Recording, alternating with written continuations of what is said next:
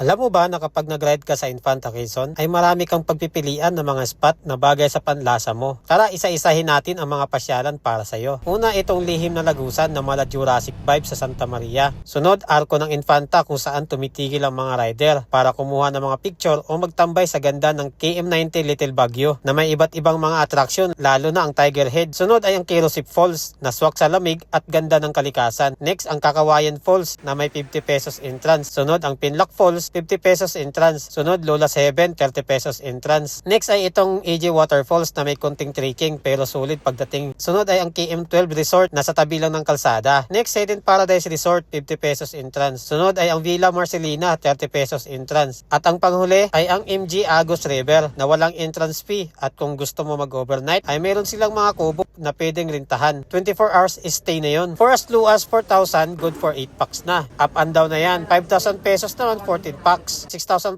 pesos naman, 16 packs. At ang kagandahan pa dito ay libre na gas nyo sa pagluluto. Hindi lang dyan nagtatapos dahil meron silang coffee shop dito na sobrang aesthetic ng ambience. Kung cottage naman ang gusto nyo, meron din sila 500 pesos. At kung floating cottage naman ay 1,500 pesos, good for 15 packs na. Kaya saan ka pa? Seat na yan. At itag mo na ang trupa mong last year pa nagplano. Ride safe and God bless.